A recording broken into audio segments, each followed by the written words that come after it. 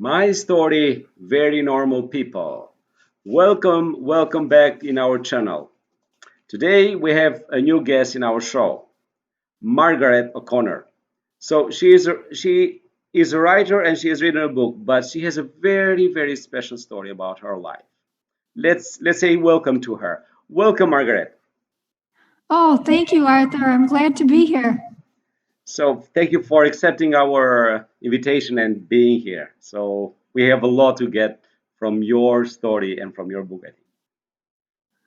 Yes, it is a rather unique story.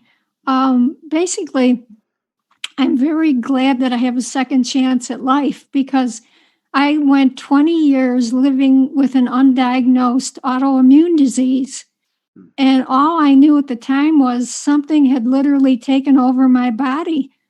And all of a sudden, I started to lose a lot of weight. I had bone pain, constantly tired,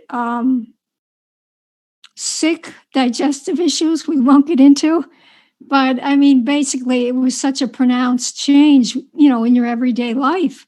And obviously, with losing that much weight, when I went to different doctors to hopefully try to find out what's going on here, I would appear very thin, which I was.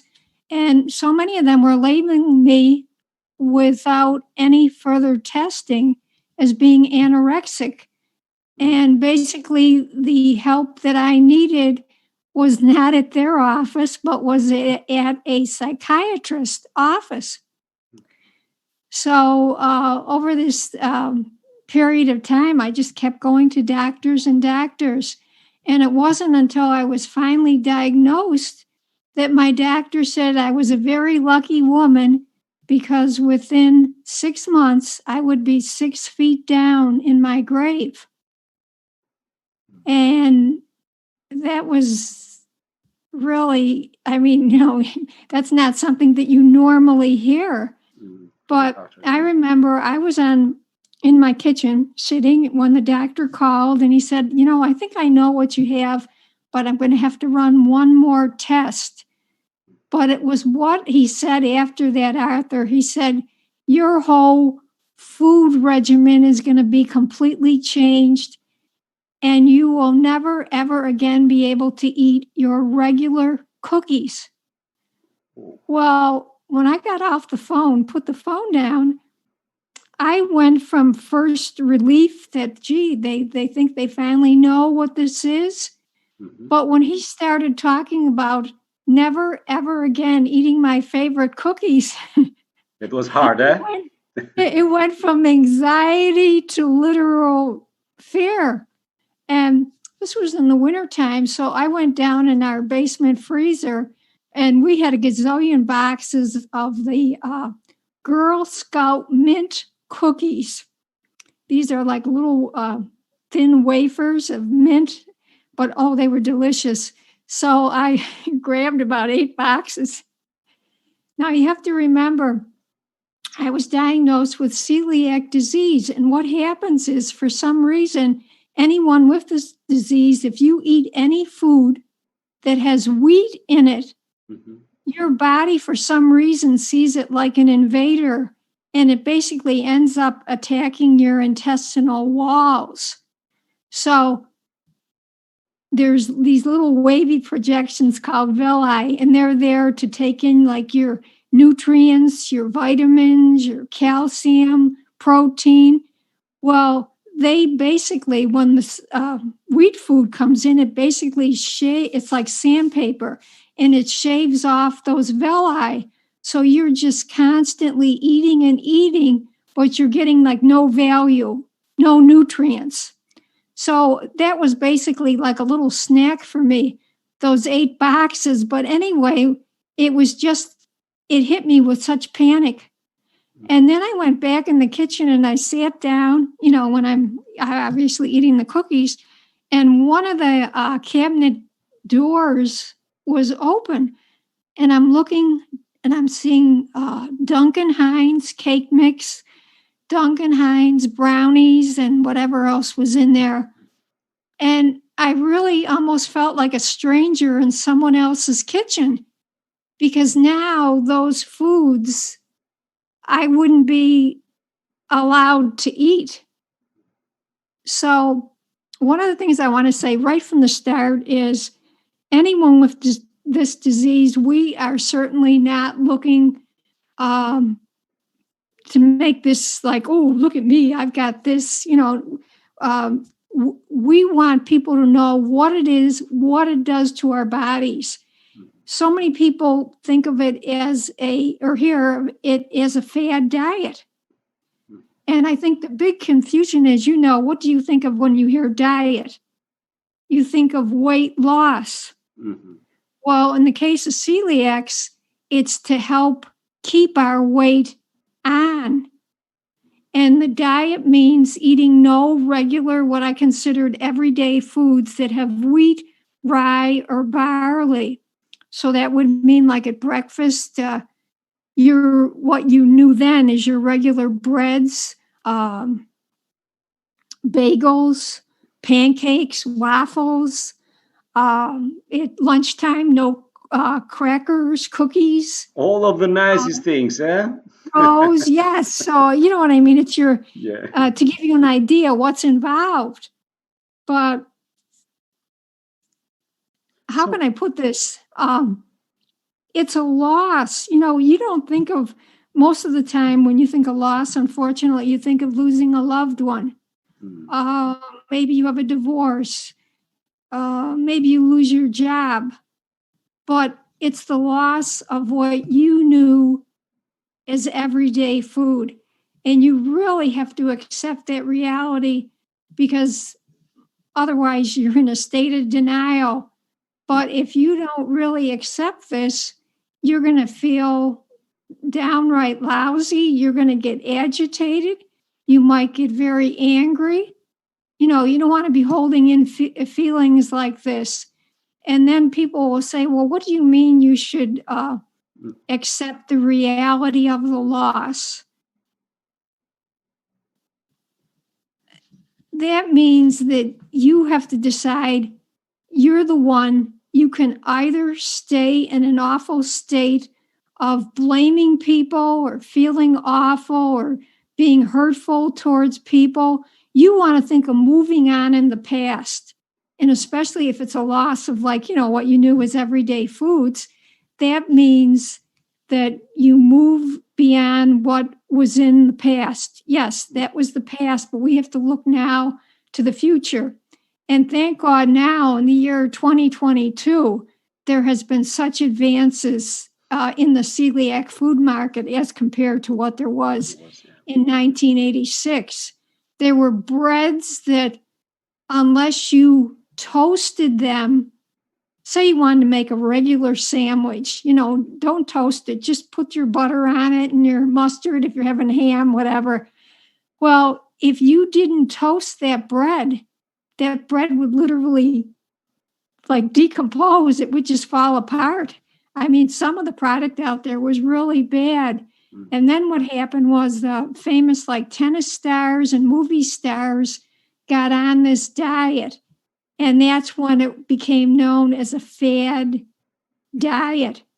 They helped us in the sense that the food industry wanted to get in on this bandwagon.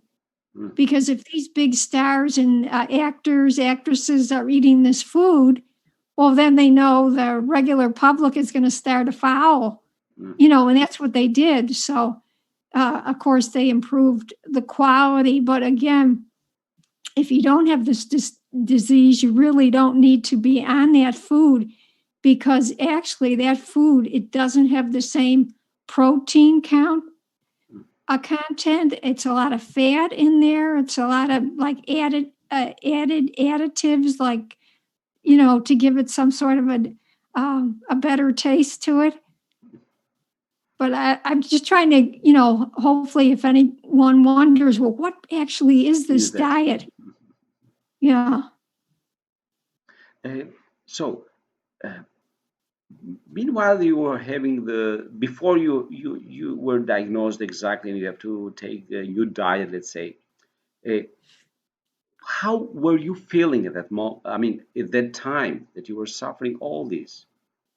Oh, you would have like awful stomach cramps. Mhm. Um, you were constantly hungry because that's what that is, that malabsorption. Celiac disease is a medical disease that's basically causing one's own body, causing physical starvation Mhm. in your body.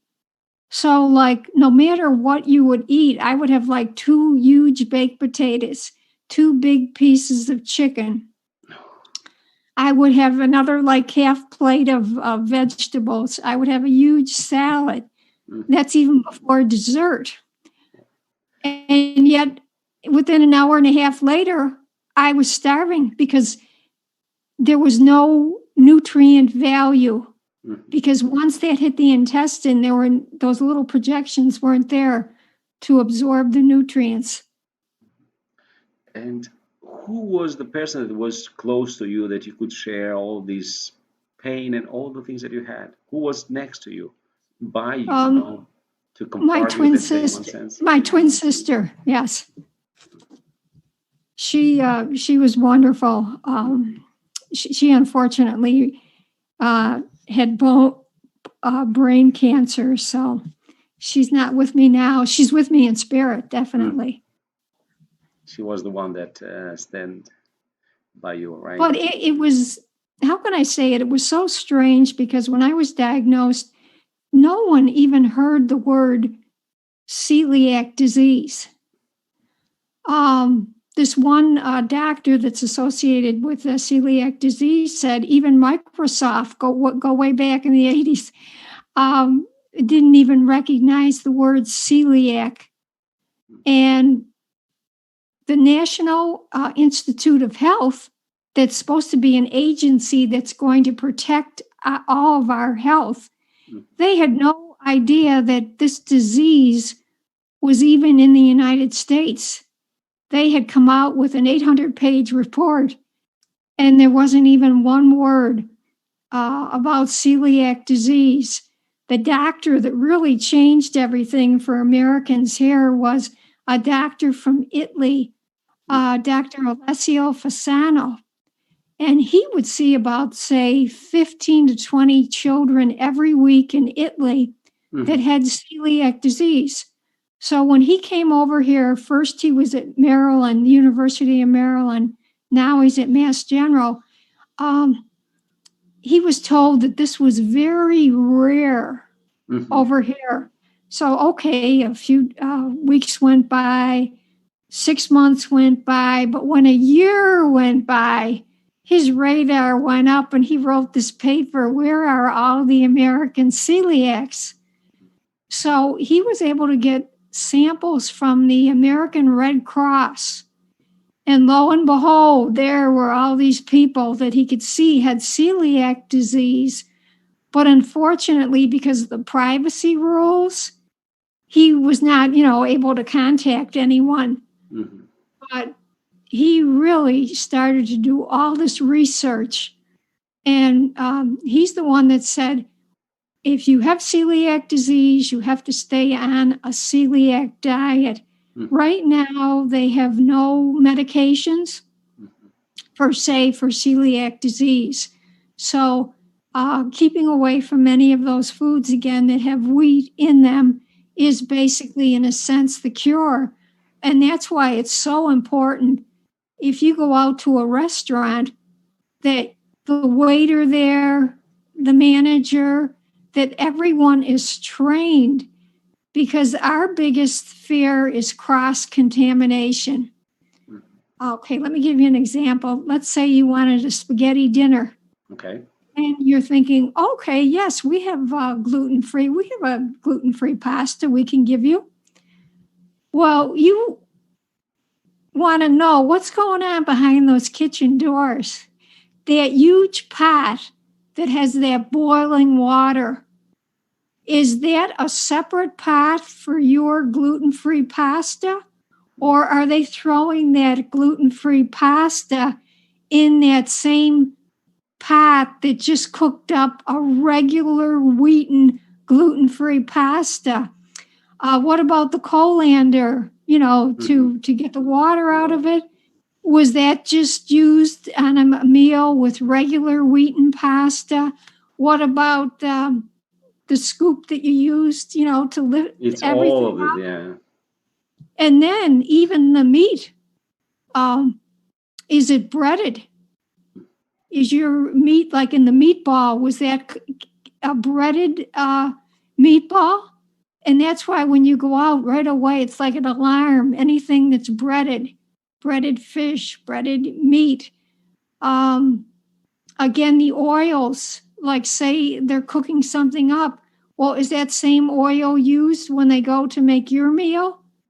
And there's all these different components that are just ready for something. I call it like Russian roulette. You know what I mean? What's going to happen? Mm. And we just want to have a fair shot that when we go out, we want to enjoy ourselves just like anyone else. And we don't want to be sick. It was very well explained. Thank you very much.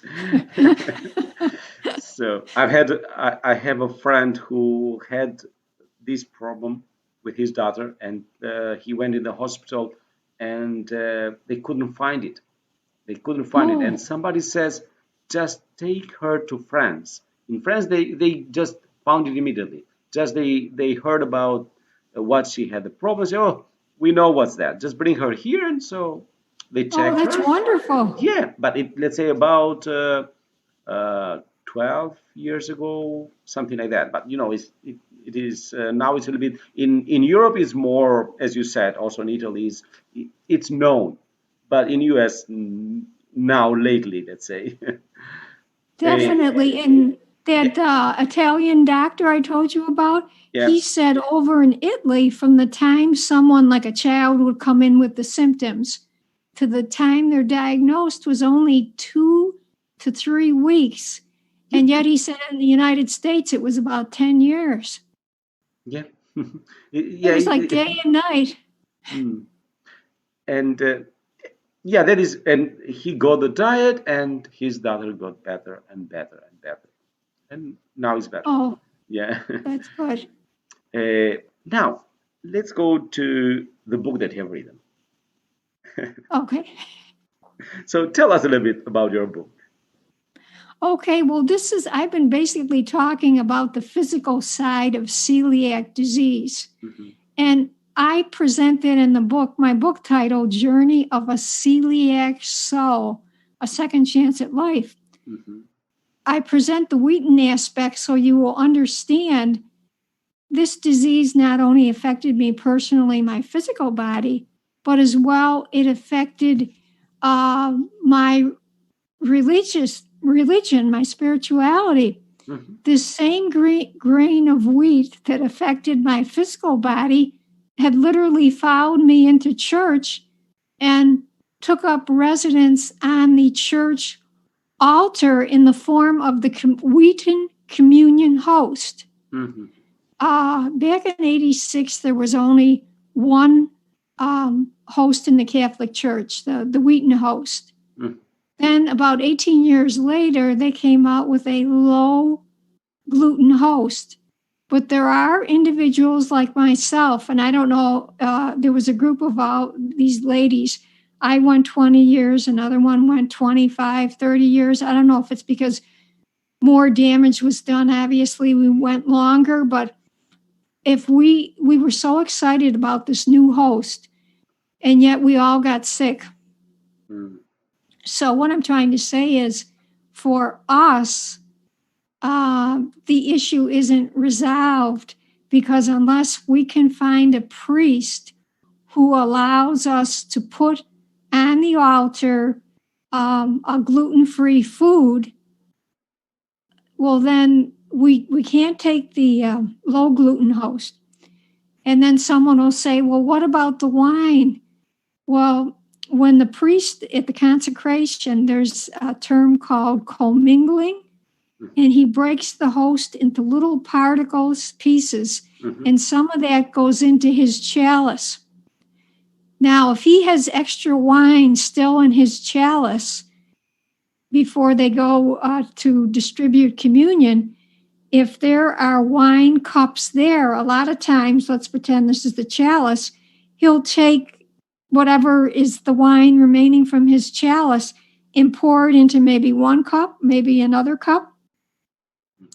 And I remember I spoke to a priest and he said, we'll get a separate chalice and I'm going to put this on this side of the altar. You know, it will be, nothing can happen to it. It'll be, you know, everything's going to be fine and dandy. Well, luckily, I was a Eucharistic minister, so I was right up there on the altar. And all of a sudden, I see this other Eucharistic minister taking that cup. She meant well. And there was a space here, and she moved it here in front of the other cups. And he takes his chalice. So ever since that happened, I mean, I know it's not going to happen every single time, but I have been sick for 20 years. I don't want that. So of course, the wine as well is out for me. So what I'm trying to say is it's very hard now. I've run into an associate priest that for 5 months allowed me to put my gluten-free food on the altar in a little pyx. It's a little round metal container. It's what the priest would take, or Eucharistic ministers. Say you're visiting the sick at hospitals, hospice, nursing homes. So I would have my own and put my gluten-free food in there. Well, he did that. And then all of a sudden, about 2 weeks before Christmas, 2 years ago, he says to me, Peg, you no longer can receive your gluten-free communion. And I said, what, Father? So he said, let's talk outside. Well, then I knew, you know, something's up. So we went outside. This is the middle of December. And I said, well, Father, I said, why? Tell me. I said, who's behind this? And he wouldn't tell me. And he said, I don't know you. And he raised his voice. And I said, Father, I said, you've only been doing this the last 5 months. I said, our pastor, I said, Father Brian certainly knows me and knows what you're doing. I said, why won't you tell me why you can't do this? So I was upset. Being Irish, you know, we have a little temper. So I had to go back in church and, you know, remove my pyx from the altar. So what I'm trying to say is the last 2 years, I have not been able to receive my communion. And this is just wrong. It's people might think this was something from Jesus, a law from Jesus. No, this is a man-made canon law, and it can be changed. So I'm trying to give the illustration that it can affect a person not only physically in their everyday life, their foods, but as well it can be into your spirituality. Yeah, I've heard about that. That you know, it's like a symbolic. It doesn't matter so much if it's a bread or if it's with let's say with it has a maya or something. It's not about that, you know. But anyway, it's like some people they just go straight to the literal. They get the things literal. Sometimes you have to be a little bit open-minded, let's say. Oh, But anyway, definitely. And he's very, unfortunately, I mean, he just went from open-minded to closed-mindedness. maybe But it somebody was the pulled his way, ear, eh? you know, I was so upset. I said, Father, we're going to end this conversation because I don't want to say something, you know. So I called him back in a few days and I said, Father, I said, this is my spirituality. I deserve an explanation. Right. And he said it was me. And I said, what? He said, yes, my conscience bothers me because I am breaking church law. Oh, okay. So I said, Father, now let me understand this. You're going to let me swinging out here in the wind. I can't receive my communion, but that's fine and dandy. And we're on the phone and he says, oh, Peg, I'm so glad you understand. Well, I mean, I certainly didn't understand But that's just an illustration, unfortunately, how Yeah. man-made law can Mm. really There, involve one's own spirituality. right. One good thing is that at least if you speak about God, so Jesus know about that, right? So he knows your heart. If you take it or don't take it, you know what I mean. It's good to take it, but if it's not possible, so he knows about that. He knows your heart, how Oh, much you love him. definitely. You know what I mean? Yeah, and he knew about it when it was on the altar. He Yes. was either going to Mm-hmm. allow it to be consecrated or he wasn't. So I guess I'm too practical minded. You know Yeah. what the problem is. Yeah. Uh, so apart from this, how did it affect your life? How does it affect your life or somebody's life? This disease. Well, it's very limiting in the sense that what is more universal in your life than food? Being able at any time, whether you're in your own kitchen, you're at a family friend's house, or extended family, you're at their house for a meal, you're at a restaurant. It's constantly in the back of my mind the worry of how sick I'm going to get because something is going to go wrong. Whether, again, if it's the restaurant staff hasn't been trained well for cross contamination, or again, even um, relatives. I remember once one would said, "Well, oh, you can't have wheat bread." Well, I can give you white bread.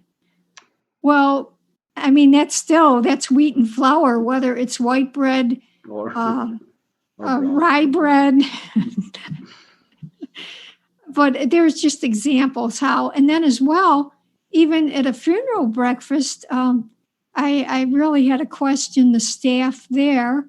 And Yes. then luckily, my relative allowed me to go first in line Okay. So. because if you're anywhere where there's a number of different ladles, to ladle up your food, Mhm.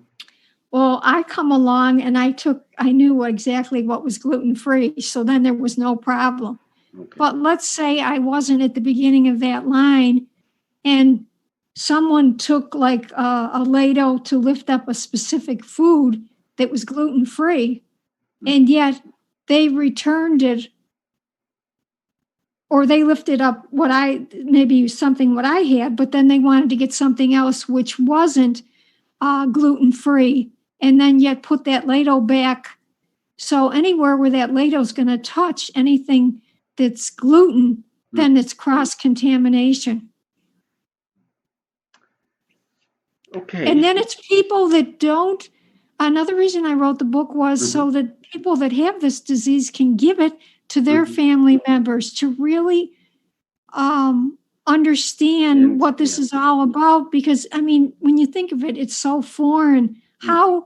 How can this food that Mhm. you ate previously all your life, how can that hurt you? Exactly. This is also something that and not and because it's like just the doctors understands that it's like okay you have to explain. Oh, I understand what you mean. Yeah, it's not easy for friends or for people which are around you. They don't. It's absurdity. The bread that you have eaten for so many years, and but yeah, I know what you mean. Yeah. Yeah, and they just don't, just a little bit that won't hurt you. Mhm. Doctor Oz said all you need is 1/8 of a teaspoon. Mhm. That's enough to make you sick. And then he had this illustration on when you get celiac disease, and obviously it's attacking your wall, the area or like circumference of what should be in that area to absorb food would be, say, a tennis court. But after you get celiac disease, that's down to a tabletop. So it's just showing you like the damage that can be done. Mhm. Okay, we're near the end now. So if you want to add something else. Yes, this I just want discussion. to say, Hmm. um, even though I have this disease, which of course I never wanted, again, I am just so lucky that I have a second chance at life because towards the very end of this, um, I was really constantly tired and I was so tired and it just was abnormal. And I thought this must be what it's like to be at, the end of my life. So I'm just so grateful that I have my health back. And that if you have this disease and you're new to it, think in the future. What you used to know, that's gone. Put it away and move on to the future and enjoy your life. Thank you. Thank you very much, Margaret. It was so good Thank to have you and also for all the details and all the knowledge that you gave us. And I hope people who will listen to this interview, maybe they have somebody and maybe somebody will ask you more question how and so they can how they can help one another. And I really do appreciate for your time and for everything that you've done. No, thank you very much.